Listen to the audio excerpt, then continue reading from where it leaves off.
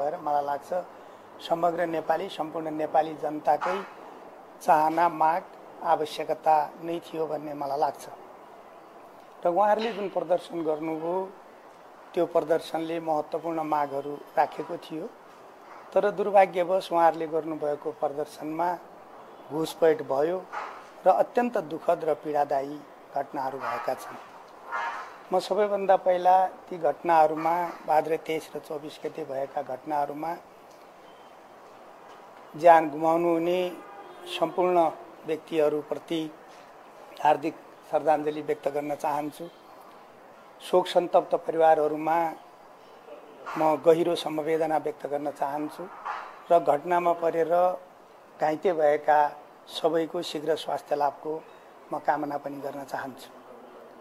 यी घटनाहरू अत्यन्त दुःखदायी थिए, अत्यन्त पीडादायी थिए।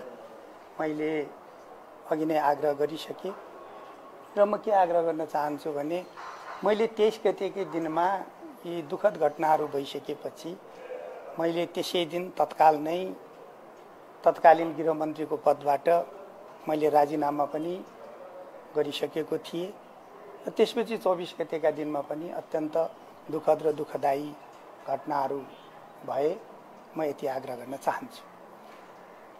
अर्कोतर्फ अहिले एउटा अब त्यहाँ बल प्रयोग गर्ने विषयमा सम्माननीय तत्कालीन प्रधानमन्त्रीजीले गृहमन्त्रीले आदेश गरेको हो भन्ने खालले पनि चर्चाहरू विषयहरू उठेका छन्। म स्पष्ट रूपले के आग्रह गर्न चाहन्छु भने यी विषयहरूमा सम्माननीय प्रधानमन्त्री जोसुकै भए पनि गृहमन्त्रीले आदेश गर्ने भन्ने यी विषयहरू पनि होइनन् र कुनै त्यस्तो खालको बल प्रयोग गर्ने आदेश गरिएको छैन, भनिएको छैन। प्रधानमन्त्रीजीका तर्फबाट मेरो तर्फबाट भएको छैन। यो कुरा म स्पष्ट गर्न चाहन्छु। घटनाहरू दुःखद भए, धेरै मानिसको ज्यान गुमेको अवस्था भयो। सरकारी संरचनाहरू, व्यक्तिगत निजी आवासहरूमा ठुलो आगजनी भएको छ। धेरै दुःखद घटनाहरू भए। मैले निवेदन गरिसकेँ। ती घटनाहरूका प्रति मलाई गहिरो पीडा भयो, अत्यन्त ज्यादा म दुखित भएँ। मैले तत्काल मन्त्री पदबाट राजीनामा पनि गरेको कुरा यहाँहरू सबैमा विदितै छ। यसै सन्दर्भमा अहिले मुलुकमा विकसित नयाँ घटनाक्रमलाई लिएर नेपाली काङ्ग्रेसले आफ्ना बैठकहरू निरन्तर गरिराखेको छ र आज पनि हामी पर्सि 26 गतेदेखि केन्द्रीय कार्य समितिको बैठक गरिराखेका छौँ। त्यसको पूर्व तयारीका रूपमा आज पार्टीका पदाधिकारीहरू, निवर्तमान पदाधिकारीहरू र पार्टीको केन्द्रीय कार्य सम्पादन समितिका सदस्यहरूका बीचमा आगामी कार्यनीतिका बारेमा, पार्टीका केन्द्रीय समितिको एजेन्डाहरूका बारेमा एजेन्डा तय गर्ने कुरामा छलफल भइराखेको छ। त्यसो भएको हुनाले म के आग्रह गर्न चाहन्छु भने आज नेपाली काङ्ग्रेसमा पनि समग्र एकताको आवश्यकता छ। नेपाली काङ्ग्रेसमा मात्रै होइन, आज मुलुकमा यो संविधानको रक्षाका निमित्त लोकतान्त्रिक पद्धतिको सुस्थापना र यसको सुसञ्चालनका निमित्तमा सबै जिम्मेवार राजनीतिक दलहरूका बीचमा बृहत्तर एकता, बृहत्तर सहकार्य, बृहत्तर संवादको आवश्यकता छ र मुलुकलाई हामीले सहकार्यबाट, संवादबाट, सहमतिबाट अगाडि बढाउनु पर्नेछ। युवा पुस्ताले, जेनजी पुस्ताले जुन मागहरू उठाउनु भएको छ ती मागहरूलाई पनि समेटेर, ती भावनाहरूलाई पनि समेटेर सबै राजनीतिक दलहरू आपसमा संवादका माध्यमले लोकतान्त्रिक पद्धतिलाई, लोकतन्त्रका मूल्य र मान्यताहरूलाई जीवित राखेर अगाडि बढाउनु पर्ने जरुरी छ। र त्यसो भएको हुनाले अहिलेको अवस्थामा अहिले उत्तेजित हुने अथवा चाहिँ त आग्रह, पूर्वाग्रह, प्रतिशोध आदि इत्यादिबाट माथि उठेर हटेर मुलुकमा विधिको शासन स्थापित गरेर सबै राजनीतिक दलहरू जिम्मेवारीका साथ अगाडि बढ्न जरुरी छ र नेपाली काङ्ग्रेसले पनि आफ्नो पार्टी बृहत्तर एकता गरेर जसरी हिजो नेपाली काङ्ग्रेसले इतिहासमा देशमा सङ्कट आइपर्दा नेतृत्वदायी भूमिका निर्वाह गर्यो, सङ्कट आइपर्दा मुलुकलाई ठिक ढङ्गले निकास दिने कुरामा नेतृत्व प्रदान गर्यो। आज नेपाली काङ्ग्रेसको काँधमा महत्त्वपूर्ण जिम्मेवारी आएको छ र पार्टीलाई एकताबद्ध गरेर अगाडि बढाएर हामीले अहिलेको स्थितिलाई ठिक ढङ्गले ठिक ठाउँमा पुर्याउने गरेर अगाडि बढ्नुपर्छ। त्यसै बारेमा केन्द्रित भएर बैठक सञ्चालन भएको छ। धन्यवाद। यो पुस्तान्तरणको कुरा आइराखेको छ। जेएनजीले जुन माग गर्यो भनेर अहिले जुन पार्टीभित्रपट्टि महामन्त्रीज्यूहरूले त्यो कुराहरू उठाइराख्नु भएको छ, यहाँले कसरी त्यसलाई ट्याकल गरिराख्नु भएको छ? यो भन्दा अगाडि अलिकता जोडेँ भने 23 र 24 को जुन घटना थियो त्यो घटनालाई छानबिन गरेर चाहिँ एउटा आयोग बनेको छ। यो आयोगको काम गर्दा यहाँहरू कसरी हेर्नुहुन्छ? पहिलो कुरा त यहाँले भन्नुभएको 23 र 24 गतेको घटनाको छानबिन गर्नका लागि आयोग बनेको छ।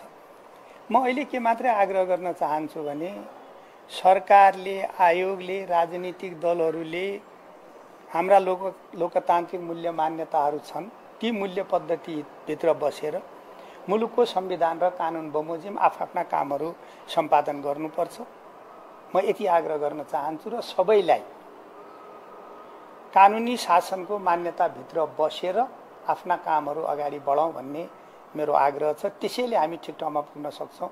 म यति आग्रह गर्न चाहन्छु। हिजो मात्रै पूर्व प्रधानमन्त्री केपी शर्मा ओलीले चाहिँ आयोगमा चाहिँ कुनै व्यक्ति वा व्यक्तिहरूले चाहिँ विवाद राखेर चाहिँ पूर्व प्रधानमन्त्री केपी शर्मा ओली र तपाईँ त्यति तत्कालीन गृहमन्त्री रमेश लेखकलाई चाहिँ थुन्नुपर्छ भनेर यस्तो दबाब दिँदा जुन कुरा आइरहेको छ, यसमा के हो?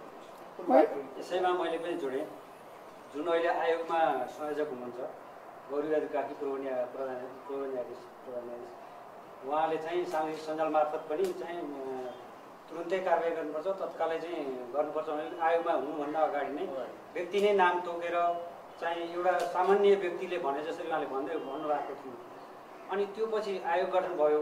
आयोग गठन भएपछि उहाँका बारेमा विभिन्न प्रश्न टिक्का टिप्पणी पनि उठाएको छ। उहाँको धारणा अगाडि नै सार्वजनिक भइसकेको छ। विवादास्पद धारणा उहाँले राखिराख्नु भएको छ। उहाँ योग्य छैन भन्नुभयो भनेर धेरै कोणबाट पनि उठाएको छ। यसमा तपाईँको धारणा के छ? म के आग्रह गर्न चाहन्छु भने यहाँहरूले भन्नुभएका यी तमाम विषयहरू उठेका छन्, प्रश्नहरू उठेका छन्। अहिलेको समय भनेको मैले भनिहालेँ, अहिलेको समय उत्तेजित हुने, अहिलेको समय आग्रह पूर्वाग्रह राखेर अथवा राजनीतिक प्रतिशोध राखेर काम गर्ने समय होइन। अहिले मुलुकलाई लोकतान्त्रिक मूल्य र मान्यतामा अगाडि बढाएर मुलुकलाई ठिक ठाउँमा पुर्याउनका निमित्त हामीले आग्रह पूर्वाग्रह उत्तेजनाबाट हटेर माथि उठेर, प्रतिशोधबाट हटेर माथि उठेर आपसमा सबै एकअर्काका भावनाहरूलाई समेटेर बुझेर ठिक ढङ्गले अगाडि जानुपर्छ। यो कुरा सरकार होस् कि आयोगमा बसेका साथीहरू हुन् अथवा चाहिँ त पार्टीका नेताहरू, पार्टीका सबै मानिसहरूले अहिले मुलुक गम्भीर अवस्थामा छ। त्यसकारण यो अवस्थालाई ठिक ढङ्गले बुझेर हामीले अत्यन्त संयमित रूपले अगाडि जानुपर्छ र देश कानुन बमोजिम चल्नुपर्छ, संविधान बमोजिम चल्नुपर्छ, लोकतान्त्रिक मूल्य र मान्यता बमोजिम चल्नुपर्छ। यो कुरा हामी सबैले बुझेर जानुपर्छ। मैले अहिले यति मात्र आग्रह गर्छु। यो मैले मात्रै भनेको होइन, यहाँहरूले नै सबै सञ्चार माध्यमहरूबाट प्रसारण गरिसक्नु भएको स्वयं जेएनजीको नेतृत्व गरिराखेका भाइ बहिनीहरूले त्यही त्यो प्रदर्शनको क्रममा नै हाम्रो आन्दोलनमा घुसपैठ भयो।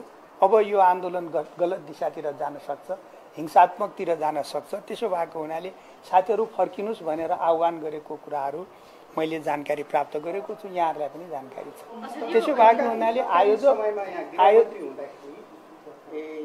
त्यो संयन्त्र त थियो, गुप्तचर संस्था छ, थुप्रै त्यस्ता संयन्त्रहरू छ। यो घुसपैठ त्यही दिनको लागि मात्रै तयार भएको त पुरै अलिक पछाडिबाट नै योजनाबद्ध रूपमा भएको होला। यहाँहरूमा त्यो किसिमको एउटा सरकारमा बसिसकेपछि त्यो गुप्तचर संस्थाले यहाँहरूलाई त्यसरी अवगत गराउँदो रहेछ कि नै, या त्यो बारे तपाईँहरू अनदेखा भएर बस्नु भएको के छ? अब यसका बारेमा मलाई प्राप्त जानकारीहरू, सूचनाहरू मैले सम्बन्धित ठाउँमा पनि भन्ने नै छु र यहाँहरूलाई पनि मैले सविस्तारपछि भन्ने नै छु मलाई प्राप्त जानकारीहरू।